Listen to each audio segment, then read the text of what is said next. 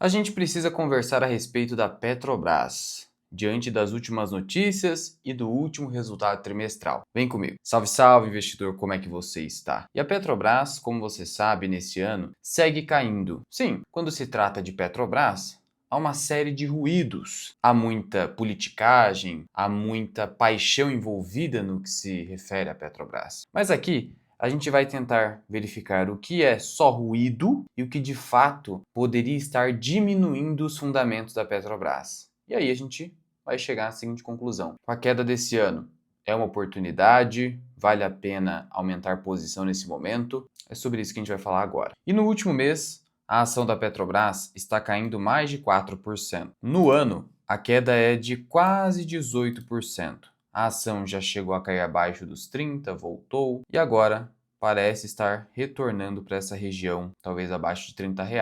Só que, vamos lá, independentemente de todo o risco político envolvendo a Petrobras, qual é o principal risco de curto prazo para o resultado futuro da Petrobras? O preço do barril do petróleo. Afinal, a atividade mais importante exercida pela Petrobras é o quê? Exploração e produção de petróleo. Então saiba dar a devida importância àquilo que realmente é mais importante, a fim de você não usar de paixões na análise de empresas. Se você não souber fazer isso, passe longe de empresas que têm um risco político mais acentuado. E não que isso seja ruim. Quer ficar longe, tá tudo certo. Tá tudo certo. Mas aqui no caso da Petrobras, o grande ponto é o que está acontecendo com o petróleo. E a gente vê o seguinte: desde janeiro, o petróleo, que alcançou ali quase $80, segue caindo, encostando agora nos $65. É uma queda expressiva. Sendo assim, obviamente teria queda no resultado. A única maneira da empresa evitar esse risco do preço é ela reduzindo o seu custo de extração, só que a Petrobras já tem o menor custo de extração do país, ou então aumentar o nível de produção. Mas aí tem outro problema. Ela já é a que mais produz. Só para você ter uma ideia, se a Petrobras tentar aumentar 20% da sua produção atual, de barril por dia, isso já representaria 8 vezes mais a produção diária da PetroRio, que é a segunda maior. Então não é viável você pensar em uma produção ainda maior, até porque a Petrobras já produz muito e isso poderia ter impactos no preço. Então é o ciclo. Sendo assim, se eu vou aqui no resultado trimestral, é óbvio que eu vou esperar pelo menos uma receita de vendas inferior. Exatamente isso que aconteceu. A receita da Petrobras no primeiro trimestre foi de 123 bilhões, caiu para 119, e em relação ao mesmo período do ano passado, também caiu, mas não foi uma grande coisa também. Então veja que teve queda aí de 3% aproximadamente, com o petróleo caindo muito mais do que isso. O petróleo no período, que é o Brent, tá vendo aqui? Esse Brent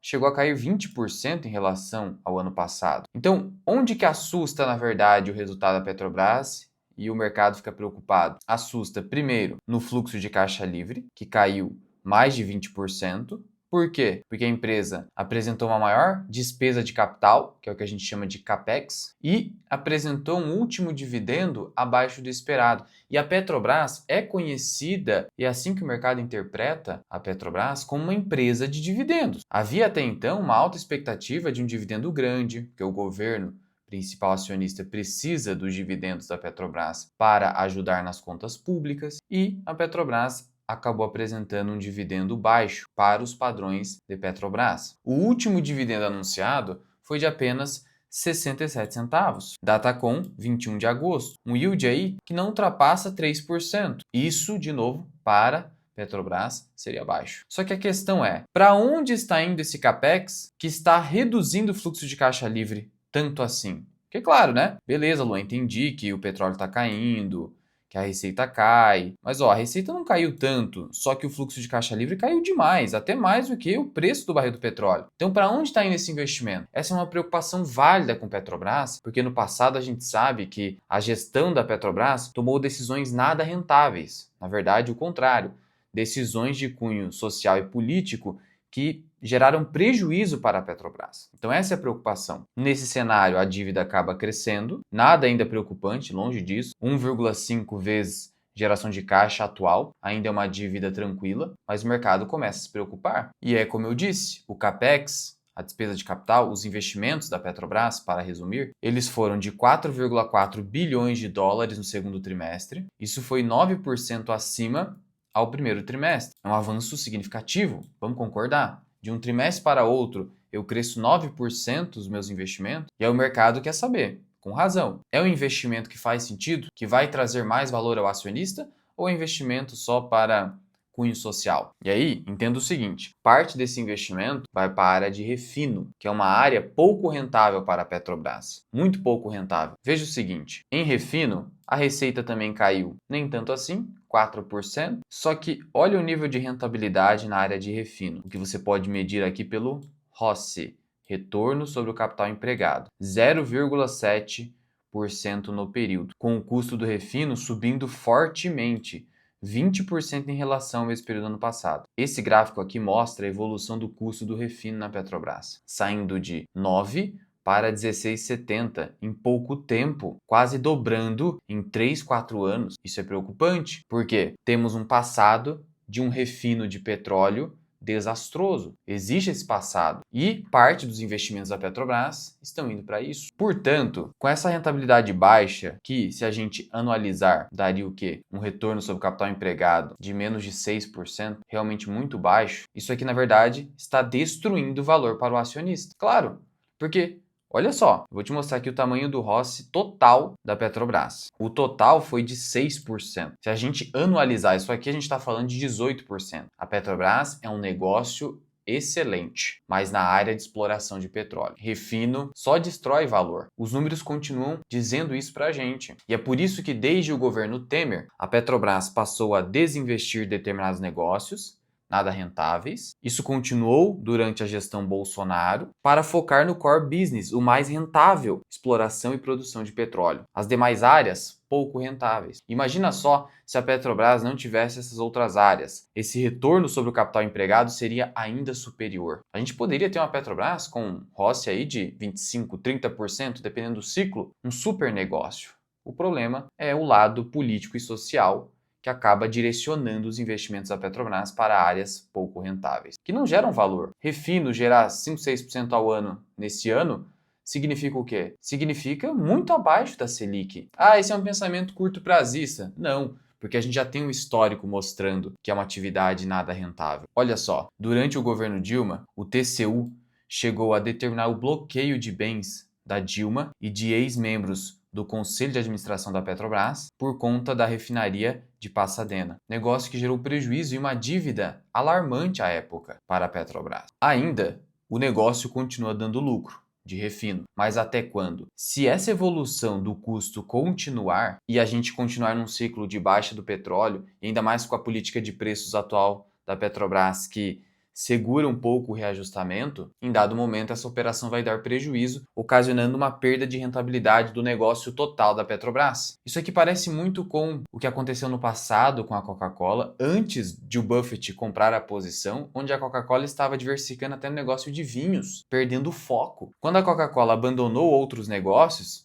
pela simples diversificação, que na verdade só aumenta o seu risco, e aí quando a Coca-Cola abandonou e voltou a focar no negócio principal de bebidas, o ROI, que chegou a 17%, foi para mais de 30%. É o que aconteceria com a Petrobras, ainda mais com uma virada de ciclo do petróleo. Então veja como o negócio tem um potencial enorme, tem a margem equatorial, o problema é o lado político e social. Por isso que o papel precisa ser barato, porque existe um impacto da gestão não visar simplesmente o lucro, percebe? E aí, a situação piora quando os dividendos são abaixo do esperado. Mas até aí tudo bem. Isso aqui já é algo que a gente vai acompanhando resultado a resultado. E a Petrobras segue muito descontada. Apesar da queda do preço do barril do petróleo, um PL de 5 vezes. Geralmente, quando a commodity cai muito, o PL sobe para 10, 11 e está a 5. O que isso mostra para a gente? Que a Petrobras segue ainda muito barata. Mas até que ponto esse barato não pode ser caro? É isso que a gente vai monitorando. E aí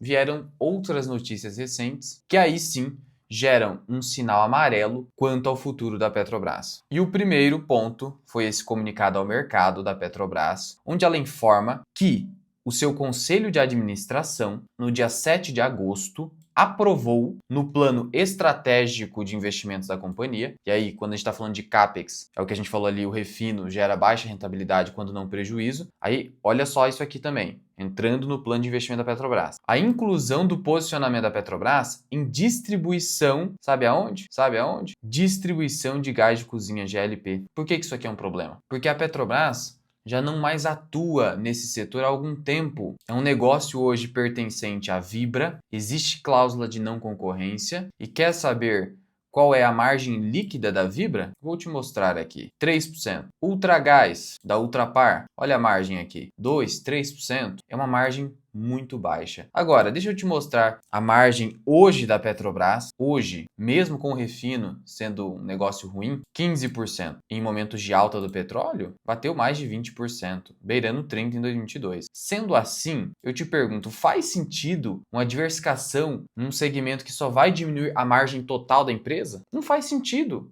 Então, olha de novo, a coisa sendo feita de maneira errada aqui pela gestão. Parte do CAPEX aumentando para refino, que é um negócio nada rentável. Agora, pessoal aprovando direcionamento para gás de cozinha, distribuição de gás, que é um negócio de baixas margens, e a Petrobras já saiu desse negócio no passado. Olha a notícia do próprio governo. O Conselho da Petrobras aprova a volta da distribuição do gás de cozinha. Olha na notícia. A empresa tinha aberto mão do setor durante o governo Bolsonaro. Em 2020, a companhia vendeu a empresa Liquigás para 2 grupos privados, Copagás e a Nacional Gás Butano Distribuidora. Por que isso aqui foi feito? Primeiro, que já fazia parte do plano de desinvestimentos da Petrobras desde o Temer. Segundo, que como eu disse, não é um bom negócio. Negócio de margens baixas, alta competição e que só vai diminuir a margem da Petrobras e o seu retorno sobre o capital empregado. Mas não é tão ruim quanto o refino. Nesse aqui dá para ter lucro, mas um lucro mais apertado. Esse é o problema. E já tem competidores aí. Já falei da Vibra e da Ultrapar. Sinal amarelo aí, sinal amarelo. Aí vem mais uma. Petrobras avalie investimento na Raízen. Como assim, Luan? Eu fiz um vídeo recente sobre a Raízen, mostrando todos os problemas do negócio. Sendo o quê? A empresa está fora do setor de biocombustíveis, a Petrobras, desde 2017, também fazendo parte da transformação que o Temer começou a implantar na Petrobras. Essa aqui é uma informação ainda não confirmada pela Petrobras, mas segundo o jornal O Globo, a empresa está estudando voltar para o setor de biocombustíveis e investir na Raízen. Será que ela quer comprar parte da Raízen? A gente não sabe ainda, é especulação, mas isso aqui, considerando a recente declaração de querer retornar ao segmento de distribuição de gás de cozinha, eu não me surpreenderia com isso aqui. É a pauta ESG falando mais forte. Cláusula de não competição com a Vibra. Então, complicado. De novo, perda de foco. Negócio ruim também, pouco rentável. Sendo assim, entenda em relação à Petrobras. Eu não estou dizendo que há corrupção, de maneira nenhuma, até porque eu tenho dinheiro na empresa. Eu não estou dizendo que o negócio de petróleo é ruim. Pelo contrário, a empresa é excepcional. É o tipo de negócio que qualquer idiota consegue gerir, de tão bom que é o negócio. O problema é a gestão estatal, que acaba colocando algumas pautas acima do lucro e da rentabilidade. Tirando o foco do negócio principal e mais rentável da Petrobras, é o que está acontecendo agora. E aí eu te pergunto, será que não há aí um viés para 2026 de eleições? Só estou supondo aqui. Não tem prova de nada. O que a gente tem hoje é CAPEX sendo consumido, diminuindo o fluxo de caixa livre e, consequentemente, os dividendos para a área de refino, nada rentável. Reentrada da empresa na distribuição de gás de cozinha e eventual reentrada no setor de biocombustíveis via Raízen. Perda de foco, e não só perda de foco, perda de rentabilidade, redução da margem líquida, redução do retorno sobre o capital empregado. Empresa piorando simplesmente porque não está focada no seu principal negócio. Não bastasse isso, um momento de baixa do petróleo, que dificulta ainda mais o tamanho da margem, o tamanho do retorno sobre patrimônio líquido. Então, no pior momento, a gestão da Petrobras decide direcionar os recursos da Petrobras para negócios duvidosos, com passado duvidoso, não é mera especulação. A gente já tem um histórico, a gente já sabe, já é algo conhecido. Então esses são os sinais amarelos. Não a questão do petróleo, é ciclo, a empresa está barata de acordo com o petróleo atual, continua com o custo de extração do petróleo baixo, tem a margem equatorial. Tudo isso são gatilhos bacanas, um papel super barato. O problema são, de novo, essa perda de foco. E, de novo, não tem nada de corrupção, não sei o que, não. Mas tem desvio de finalidade. Claro, existe uma discussão, até que ponto a estatal pode só visar o lucro. Mas espera aí, a gente tem que pensar também o seguinte, quando a empresa é muito rentável para o Estado se beneficia colhendo mais dividendos, pagando mais impostos e tudo isso pode se reverter à sociedade. É muito melhor pensar dessa forma do que você fazer o seguinte: ah, não, vamos aqui fazer política para tentar reduzir o preço do gás de cozinha, impactando o setor, entrar na pauta ESG. Aí lá na frente, a empresa tem prejuízo, o Estado tem que pegar dinheiro público e injetar na empresa. É pensamento de longo prazo. Até para você, eventualmente, que é da esquerda, isso não faz sentido para você? A empresa ser mais rentável para o Estado, gerar mais impostos, mais emprego, etc e tal. Isso é planejamento de longo prazo. A falta de planejamento está fazendo os Correios terem prejuízos bilionários. Como assim, Luan? Viu? O governo vai lá, cria um imposto de importação pesado que está impactando diretamente numa empresa do governo, uma autofagia. Faz sentido para você, eventualmente, os Correios serem obrigados a cortar despesas, demitindo funcionários? Então, até quem é de esquerda não tem como não concordar com o que eu estou falando. Estou fazendo aqui uma análise o máximo imparcial possível. Ninguém é capaz de fazer uma análise só imparcial e neutra. Nós temos nossos vieses, as nossas inclinações, mas aqui eu estou colocando as minhas paixões de lado para te falar isso. E esses são sinais que eu estou vendo hoje em Petrobras. E aí, claro, tudo isso vai impactar nos dividendos que o acionista vai receber. Ah, Luan, e o que você vai fazer com as ações da Petrobras que você tem na sua carteira? Isso eu só vou comentar para os membros da comunidade Formação Mira Investing, onde você vai ter acesso ao meu curso Formação Mira Investing, aos meus relatórios de análise de empresas, Multiplan, Itaú, Vivara, um por semana, só das melhores empresas da bolsa. Tem os vídeos exclusivos para membros, planilha de preço teto de ações e fundos imobiliários, e lá tem a Petrobras. Tem os meus checklists para escolha de ações e fundos imobiliários. Tem planilha de aposentadoria, que é um outro material complementar que eu deixo para o pessoal. Tem muito conteúdo aqui dentro. E os insights que eu trago para o pessoal da comunidade, além dos vídeos exclusivos sobre a minha carteira de ações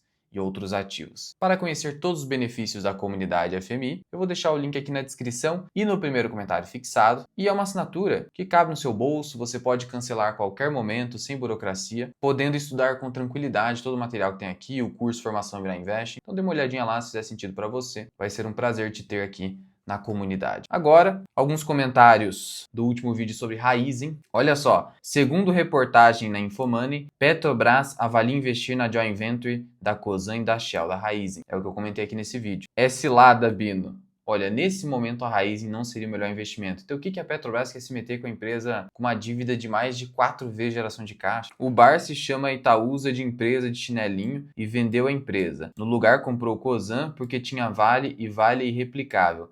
Hoje vemos que nem o melhor investidor da bolsa acerta sempre. Ó, vamos lá. Isso que você falou é verdade, mas ele não é o melhor investidor da bolsa. O Barça não é o melhor investidor da bolsa. Vamos aqui ser justos com quem realmente é o melhor da bolsa. Tem outros investidores bem melhores, mas viu, mesmo o melhor vai errar em alguns momentos. O jogo é acertar mais do que errar. Ou você acertar menos, mas esses acertos compensarem e muito os erros. O jogo é esse. Podem começar a comprar em 84 centavos. Ué, eu não entendo esses comentários. O cara inventa um número do nada, velho. Prefiro a Jales. É, melhor.